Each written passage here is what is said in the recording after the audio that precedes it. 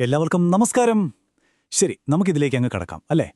ഇന്ന് നമ്മൾ സംസാരിക്കാൻ പോകുന്നത് വളരെ സെൻസിറ്റീവായ എന്നാൽ അത്രത്തോളം തന്നെ കൗതുകകരമായ ഒരു വിഷയത്തെക്കുറിച്ചാണ്. ഫ്രിറ്റ്സ് സ്പ്രിങ്മയറുടെ വളരെ പ്രശസ്തമായ ആ റിസർച്ച് നിങ്ങളിൽ പലർക്കും അറിയാമായിരിക്കാം. ലോകത്തെ മൊത്തത്തിൽ കൺട്രോൾ ചെയ്യുന്നു എന്ന് പറയപ്പെടുന്ന ആ 13 കുടുംബങ്ങളെക്കുറിച്ചുള്ള തിയറി. ഇതിലത്രത്തോളം സത്യമുണ്ട്, അതോ വെറും ഗൂഢാലോചനാ സിദ്ധാന്തം മാത്രമാണോ? ഈയൊരു വിശകലനത്തിലൂടെ നമുക്കതൊന്ന് പരിശോധിക്കാം. ഈ വലിയ വിവരശേഖരം ഒരു ഓർഡറിൽ വെറുതെ ചരിത്രം നോക്കിയല്ല നമ്മൾ പഠിക്കാൻ പോകുന്നത്. പകരം 6 വ്യത്യസ്ത തലങ്ങളിലൂടെ ഈ കുടുംബങ്ങൾ എങ്ങനെയാണ് അവരുടെ പവർ സിസ്റ്റം നിലനിർത്തുന്നത് എന്നാണ് നോക്കുന്നത്. അധികാരത്തിന്റെ രൂപകൽപ്പന മുതൽ അവസാനം തിരഞ്ഞെടുപ്പിന്റെ മിഥ്യാബോധം വരെ 6 പ്രധാന ഭാഗങ്ങളായിട്ടാണ് നമ്മൾ ഈ വിഷയമെന്ന് മനസ്സിലാക്കാൻ പോകുന്നത്. അപ്പോ നമ്മുടെ ആദ്യത്തെ ഭാഗം രഹസ്യ അധികാരത്തിന്റെ രൂപകൽപ്പന. ഈ അധികാര കേന്ദ്രങ്ങൾ ആരാണെന്ന് നോക്കുന്നതിനു മുൻപ് ഈ നിഴൽ സാമ്രാജ്യത്തെ ഗവേഷകർ എങ്ങനെയാണ് കാറ്റഗറൈസ് ചെയ്യുന്നത് എന്നതിന്റെ കാരണം നമ്മൾ ആദ്യം മനസ്സിലാക്കണം. ഇത് വളരെ കൃത്യമായ ആ കാര്യം കാണിക്കുന്നുണ്ട്. അതായത് 13 എന്ന നമ്പറിന്റെ ആ ഒരു നിഗൂഢമായ അർത്ഥം. എന്തുകൊണ്ട് കൃത്യം 13 കുടുംബങ്ങൾ? നിങ്ങൾ ചിന്തിച്ചിട്ടുണ്ടോ? അന്ത്യത്താഴത്തിൽ 13 പേരുണ്ടായിരുന്നു. ഒരു വർഷത്തിൽ 13 ചാന്ദ്രചക്രങ്ങളുണ്ട്. അതുപോലെ ടാറോട്ട് കാർഡുകളിൽ 13ാമത്തെ കാർഡ് അവസാനത്തെയല്ല, മറിച്ച് മാറ്റത്തെ അഥവാ ട്രാൻസ്ഫർമേഷനെ സൂചിപ്പിക്കുന്ന മരണമാണ്. സാധാരണക്കാർക്ക് പെട്ടെന്ന് മനസ്സിലാകാത്ത ഇത്തരം ചില രഹസ്യ തത്വങ്ങൾ വെച്ചാണ് ഈ പവർ സ്ട്രക്ചർ വർക്ക് ചെയ്യുന്നതെന്നാണ് ഗവേഷകർ പറയുന്നത്. പ്രധാനപ്പെട്ട ചില കുടുംബങ്ങളും അവരുടെ സ്വാധീന മേഖലകളും നമ്മളൊന്ന് നോക്കിയാൽ കാര്യങ്ങൾ വളരെ പെട്ടെന്ന് മനസ്സിലാവും. ആസ്റ്റർ, ഡ്യൂപോണ്ട്, റോക്ക്ഫെല്ലർ എന്നിങ്ങനെയുള്ള കുടുംബങ്ങൾ വെറുതെ പണം മാത്രമല്ല ഉണ്ടാക്കുന്നത്, മറിച്ച് ഈ ലോകത്തെ നിയന്ത്രിക്കാൻ കഴിയുന്ന ചില ലെവറേജ് പോയിന്റുകൾ, അതായത് കൃത്യമായ കൺട്രോൾ മെക്കാനിസങ്ങളാണ് അവർ സ്വന്തമാക്കുന്നതെന്ന് ഇതിൽ നിന്ന് വളരെ വ്യക്തമാണ്. ഇനി രണ്ടാമത്തെ ഭാഗത്തേക്ക് വരാം. സമ്പത്ത്, ജീവകാരുണ്യ പ്രവർത്തനങ്ങൾ, ഉദ്യോഗസ്ഥവൃന്ദം. അതായത് യൂറോപ്യൻ പ്രമുഖന്മാരുടെ അധികാര മാതൃക എങ്ങനെയാണ് അമേരിക്കൻ മണ്ണിലേക്ക് പറിച്ചു നടപ്പെട്ടത് എന്ന് ആസ്റ്റർ, ബണ്ടി എന്നീ കുടുംബങ്ങളെ വെച്ച് നമ്മളൊന്ന് നോക്കാൻ പോവുകയാണ്. അപ്പോൾ ഇവിടെ ഏറ്റവും പ്രധാനപ്പെട്ട പോയിന്റ് എന്താണെന്ന് വെച്ചാൽ, ജീവകാരുണ്യ പ്രവർത്തനം അഥവാ ഫിലാന്ത്രപ്പി എന്ന് കേൾക്കുമ്പോൾ നമ്മൾ വിചാരിക്കുന്നത് വെറും ദാനധർമ്മമെന്നാണ്, അല്ലേ? എന്നാൽ ഈ തിയറിയുടെ പശ്ചാത്തലത്തിൽ അതങ്ങനെയല്ല. അത് സമൂഹത്തെ അവർക്ക് വേണ്ട രീതിയിൽ മാറ്റിയെടുക്കാനും പബ്ലിക് പോളിസികൾ കൺട്രോൾ ചെയ്യാനുമുള്ള ശക്തമായൊരു ടൂളാണ്. ആസ്റ്റർ കുടുംബം അവരുടെ വലിയ സമ്പത്ത് ഉപയോഗിച്ച് ഫൗണ്ടേഷനുകൾ ഉണ്ടാക്കിയത് ഇതിനൊരു ക്ലാസിക് എക്സാമ്പിളാണ്. വളരെ കൗതുകമുണർത്തുന്ന ഒരു കാര്യം ഇവിടെയുണ്ട്. 1913 അമേരിക്കയിൽ ഫെഡറൽ റിസർവ് കൊണ്ടുവരുന്നതിനെ ശക്തമായി എതിർത്തിരുന്ന അതിസമ്പന്നരാണ് John Jacob Astor, Benjamin Guggenheim, Isidor Straus എന്നിവർ. പക്ഷേ അതിന് തൊട്ടുമുൻപത്തെ വർഷം, അതായത് 1912 ടൈറ്റാനിക് ദുരന്തത്തിൽ ഇവരൊക്കെ കൊല്ലപ്പെട്ടു. ഇതൊരു യാദൃച്ഛികതയാണോ അതോ ആസൂത്രിതമായിരുന്നോ? അത് നിങ്ങൾക്ക് തന്നെ ചിന്തിക്കാൻ വിടുന്നു. ബണ്ടി കുടുംബത്തിന്റെ കാര്യമെടുത്താൽ ഇതിലും രസമാണ്. ഇവരുടെ ഒരു പബ്ലിക് ഇമേജ് എന്ന് പറയുന്നത് രാജ്യസുരക്ഷയ്ക്ക് വേണ്ടി പ്രവർത്തിക്കുന്ന മികച്ച ഉദ്യോഗസ്ഥർ എന്നാണ്. എന്നാൽ കാരോൾ ക്വിഗ്ലിയെപ്പോലെയുള്ള ചരിത്രകാരന്മാർ പറയുന്നത് ഇവർ വെറും ഉദ്യോഗസ്ഥരല്ല, മറിച്ച് ആഗോള നയങ്ങൾ രൂപപ്പെടുത്തുന്ന ഒരു വലിയ അന്താരാഷ്ട്ര ശൃംഖലയുടെ പ്രധാന കണ്ണികളാണ് എന്നാണ്. പണത്തെ എങ്ങനെ പോളിസിയാക്കി മാറ്റാം എന്ന് ഈ ഉദ്യോഗസ്ഥവൃന്ദം കാണിച്ചു തന്നു. അപ്പോൾ നമ്മൾ മൂന്നാമത്തെ ഭാഗത്തേക്ക് കിടക്കുകയാണ്. ശാസ്ത്രം, രഹസ്യം, പിന്നെ മിഥ്യ. ഭൗതിക വിഭവങ്ങളെയും അതുപോലെ മനുഷ്യരുടെ പൊതുബോധത്തെയും എങ്ങനെ കൺട്രോൾ ചെയ്യാം എന്നാണ് നമ്മളിതിൽ നോക്കുന്നത്. ഡ്യൂപോണ്ട്, റസൽ, കെന്നഡി എന്നീ കുടുംബങ്ങളുടെ കാര്യങ്ങൾ ഇവിടെ നമുക്ക് പരിശോധിക്കാം. ഡ്യൂപോണ്ട് കുടുംബത്തിന്റെ പ്രവർത്തന രീതി നോക്കാം. ആദ്യം ഒരേ തരം കൃഷിരീതികൾ കൊണ്ടുവരിക, എന്നിട്ട് അതിനുവേണ്ട വിത്തുകൾക്കും രാസവളങ്ങൾക്കും പേറ്റന്റ് എടുക്കുക. അപ്പോൾ എന്ത് സംഭവിക്കും? ആഗോള കാർഷിക മേഖല മൊത്തത്തിൽ ഇവരെ ആശ്രയിക്കാൻ തുടങ്ങും.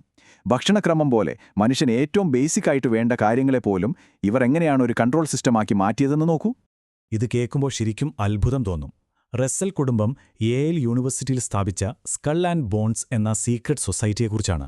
2004 US പ്രസിഡന്റ് ഇലക്ഷനിൽ മത്സരിച്ച ജോർജ് ഡബ്ല്യു ബുഷും ജോൺ കെറിയും ഇതിലെ അംഗങ്ങളായിരുന്നു. ഇതിനെക്കുറിച്ച് ചോദിച്ചപ്പോൾ രണ്ടുപേരും ഒരേ സ്വരത്തിൽ പറഞ്ഞത്, അതൊരു രഹസ്യമാണ്, എനിക്കതിനെക്കുറിച്ച് സംസാരിക്കാനാകില്ല. അപ്പോൾ ചിന്തിച്ചു നോക്കൂ, 2 എതിർ സ്ഥാനാർത്ഥികൾ ഒരേ സീക്രട്ട് ഗ്രൂപ്പിൽ നിന്നാകുമ്പോൾ അവിടെ നമുക്ക് കിട്ടുന്നത് യഥാർത്ഥ ജനാധിപത്യമാണോ, അതോ തെരഞ്ഞെടുപ്പിന്റെ ഒരു മിഥ്യാബോധം മാത്രമാണോ? കെന്നഡി കുടുംബത്തിന്റെ കഥ എപ്പോഴും ഒരു മിത്ത് പോലെയാണ് നമ്മൾ കേട്ടിട്ടുള്ളത്. JF കെന്നഡിയുടെ കൊലപാതകത്തിന് പിന്നിൽ CIA ഇല്ലാതാക്കാനുള്ള അദ്ദേഹത്തിന്റെ ശ്രമങ്ങളോ അല്ലെങ്കിൽ സിൽവർ ബാഗ്ഡ് കറൻസിയോ ഒക്കെ കാരണമായി പലരും പറയുന്നുണ്ട്. ഇതിനുശേഷം ജാക്കി കെന്നഡി അരിസ്റ്റോട്ടൽ ഒനാസിസിനെ വിവാഹം കഴിച്ചില്ലേ? വെറുമൊരു വിവാഹമായിരുന്നില്ല അത്. ലോകത്തിലെ ഏറ്റവും വലിയ ഷിപ്പിംഗ് നെറ്റ്വർക്കുള്ള ഒരാളിലൂടെ അധികാര കേന്ദ്രങ്ങളിലേക്കുള്ള കെന്നഡി കുടുംബത്തിന്റെ ഒരു തന്ത്രപരമായ മടങ്ങിവരവായിട്ടാണ് അനലിസ്റ്റുകൾ ഇതിനെ കാണുന്നത്. ശരി, ഇനി അടുത്തതിലേക്ക് പോവാം. ഇതൊക്കെ എങ്ങനെയാണ് ബിൽഡപ്പ് ആവുന്നതെന്ന് നോക്കാം. 4ാമത്തെ ഭാഗം ആഗോള സാമ്പത്തിക വ്യവസ്ഥയുടെ ഏറ്റവും ഉന്നത കോടി, അതായത് സാമ്പത്തിക അധികാരത്തിന്റെ ഏറ്റവും മുകളിലിരിക്കുന്ന റോക്ക്ഫെല്ലർ, റോസ്ചൈൽഡ് എന്നീ 2 വലിയ രാജവംശങ്ങളെക്കുറിച്ചാണ് നമ്മളിനി സംസാരിക്കുന്നത്. റോക്ക്ഫെല്ലർ ഫൗണ്ടേഷൻ ഫണ്ട് ചെയ്തിട്ടുള്ള ചില കാര്യങ്ങൾ നമുക്ക് നോക്കാം. മെഡിക്കൽ കുത്തക കൊണ്ടുവന്ന ഫ്ലെക്സ്നർ റിപ്പോർട്ട്, പേറ്റന്റ് ചെയ്ത കാർഷിക രീതിയായ ഹരിത വിപ്ലവം, ജനസംഖ്യാ നിയന്ത്രണം, വിദ്യാഭ്യാസ പരിഷ്കാരങ്ങൾ, ഐക്യരാഷ്ട്രസഭയ്ക്ക് സ്ഥലം നൽകിയത്, ഇതെല്ലാം കൃത്യമായി രേഖപ്പെടുത്തപ്പെട്ടതാണ്. സാധാരണക്കാർ ഇതിനെയൊക്കെ ലോകനന്മയ്ക്കുള്ള കാര്യങ്ങളായി കാണുമ്പോൾ ഇതൊക്കെ ആഗോളതലത്തിൽ പൂർണ്ണ നിയന്ത്രണം കൊണ്ടുവരാനുള്ള തന്ത്രങ്ങളായിരുന്നുവെന്നാണ് ഈ തിയറി പഠിക്കുന്നവർ പറയുന്നത്. ഇനി ഇതിലെ ഏറ്റവും കൗതുകകരമായ കാര്യം എന്താണെന്ന് വെച്ചാൽ, ഇത് ഡേവിഡ് റോക്ക്ഫെല്ലർ തന്റെ സ്വന്തം ആത്മകഥയിൽ വളരെ ഓപ്പണായിട്ട് പറഞ്ഞിട്ടുള്ളൊരു കാര്യമാണ്. ലോകത്തെ ഒരുമിപ്പിച്ച് നിർത്തുന്ന ഒരു ഗ്ലോബൽ സ്ട്രക്ചർ ഉണ്ടാക്കാൻ ഞാൻ ശ്രമിച്ചു എന്നതാണ് എനിക്കെതിരെയുള്ള കുറ്റമെങ്കിൽ, അതെ, ഞാൻ കുറ്റക്കാരനാണ്, അതിൽ ഞാൻ അഭിമാനിക്കുന്നു എന്നാണ് അദ്ദേഹം പറഞ്ഞത്.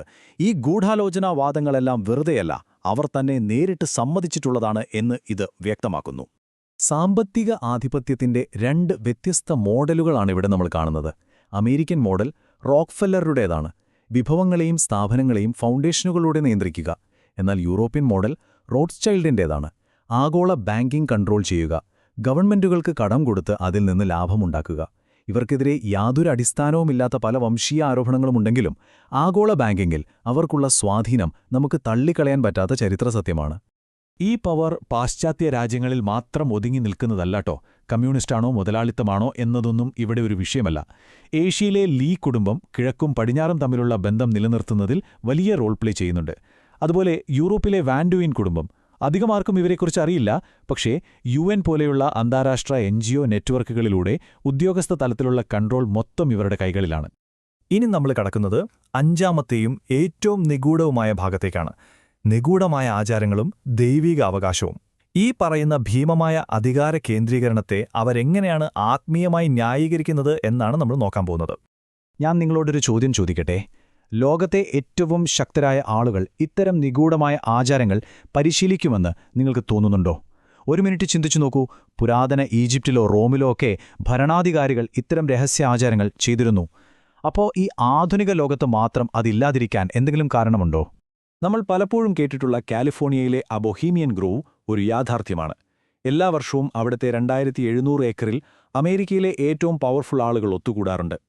അവിടെ ക്രിമേഷൻ ഓഫ് കെയർ എന്ന പേരിൽ ചില വിചിത്രമായ ചടങ്ങുകൾ നടക്കാറുമുണ്ട്. കോളിൻസ് കുടുംബമാണ് ഇത്തരം എസോറ്ററിക് ആചാരങ്ങളുടെ കോറായിട്ട് പ്രവർത്തിക്കുന്നത് എന്നാണ് സിദ്ധാന്തങ്ങൾ പറയുന്നത്. ചിഹ്നങ്ങളിലൂടെ മനുഷ്യന്റെ അബോധ മനസ്സിനെ കൺട്രോൾ ചെയ്യാനാണ് ഇവർ ഇതിലൂടെ ശ്രമിക്കുന്നത്.